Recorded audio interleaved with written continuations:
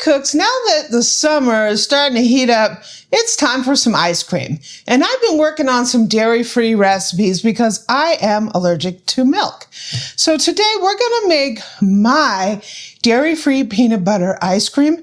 I've been working on this recipe for a while now, and I perfected it, and it's absolutely delicious. So welcome to the Amy Learns to Cook kitchen.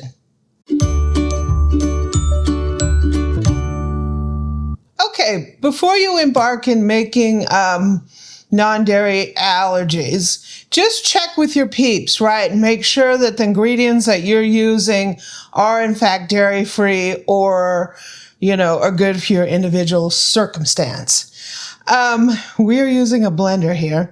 So there's a couple ways you can do this. You can make a base using cornstarch and go on the stove, right? And thicken it up on the stove. We're going to do it a little differently. We have our blender here, right? I have some almond milk, or you can use your favorite kind of, non-dairy milk. We have some peanut butter. This recipe will be up on my website, AmyLearnsToCook.com. You can print it. You can flip it around. You can have a party. Good old time, right? You can do whatever you want, except crash the website. And we're going to put some sugar in here. And so my funky ingredient is some Jell-O instant pudding, right? You have to get the stuff that doesn't have any dairy. So you can just look on the ingredients. This does not have dairy in it. Jell-O instant pudding. Pudding. Jell-O instant pudding or pudding, right? With this, the dairy comes from the milk you put in here. So we're going to go ahead and put this. And what's great about this is because it's instant pudding, it thickens up and does its job without you having to heat it. So you avoid that. Vanilla. Got the real stuff. Real. 1 tablespoon of avocado oil, because that dairy, the dairy-free milk doesn't have the fat content that regular milk has. We've got a pinch of salt. We're going to go ahead and whiz this baby up in the old VM Vitamix.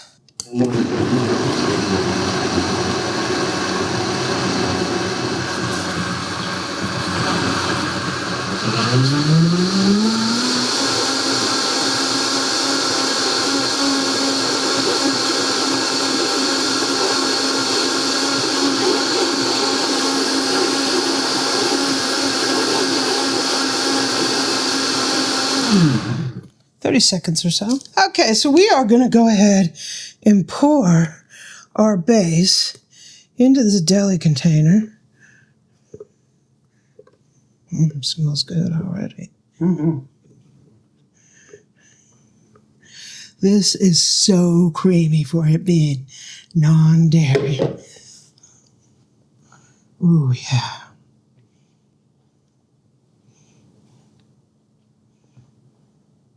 Ooh, it looks good. So we're going to go ahead and put this lid on. So we're going to put this in the refrigerator for 2 hours to chill it. You want chilled base into your machine because that makes the machine more efficient and keeps a lot of ice crystals from forming. So into the refrigerator for 2 hours. We'll be back.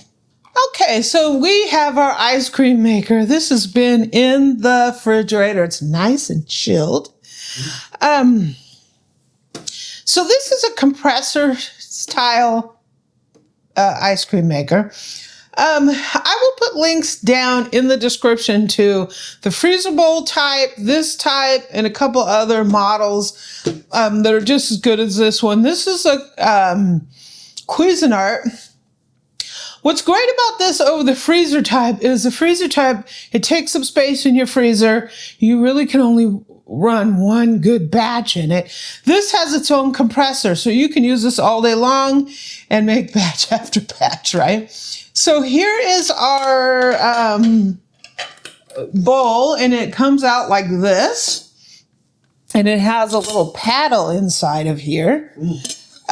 So I'm just going to take our ice cream here, ice cream base, and I'm going to pour it in to here.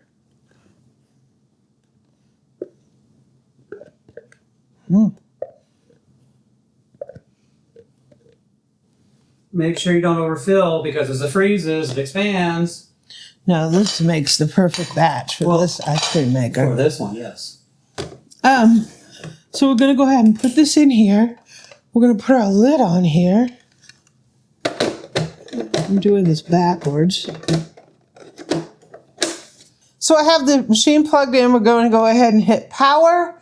And this usually takes 30 minutes or so. I always just default it to 60 and then I just check on it, right? So we're gonna go ahead and start it up and we're churning. So it's basically just slightly firmer of soft serve. So we're gonna be putting it in the refrigerator for a little while and then having a taste. So we'll be back.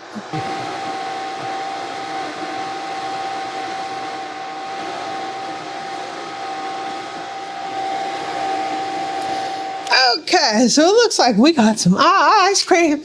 We got some ice cream. Ooh, look at that.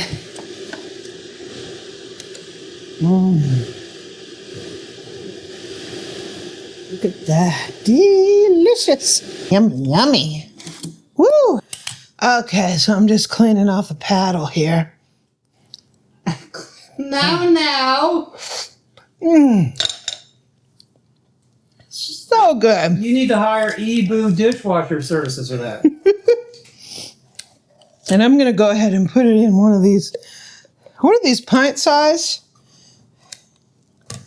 deli containers?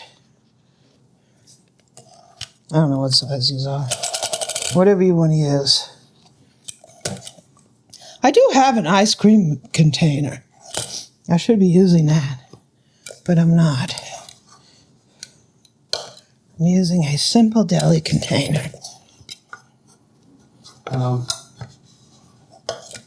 You need to improve your you're losing some on the side with it. There you go. Wow, that looks amazing. So I'm going to go ahead, put this lid on. I'm going to go stick this in the freezer for a couple hours, and when we come back, we're going to have some homemade, dairy-free peanut butter ice cream.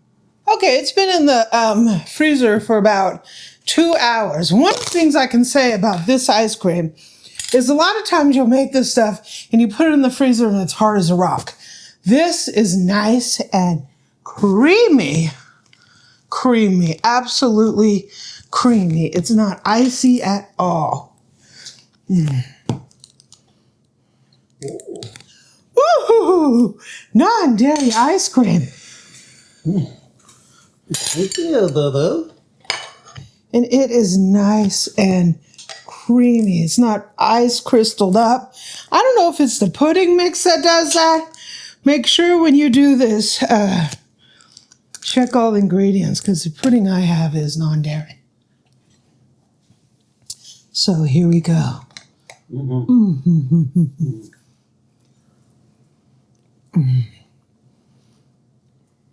I had been playing around with non-dairy ice creams for a while. This recipe nails it. It is so smooth. I don't know if it's because you put in the avocado oil. It's rich. It's creamy. Well, it doesn't have gar gum and all the other. No gums. gar gum and all that crazy stuff they put in non-dairy ice cream. This ice cream knocks your socks off. This is better, really, than any other non-dairy ice cream I've even bought in the store. It is fantastic.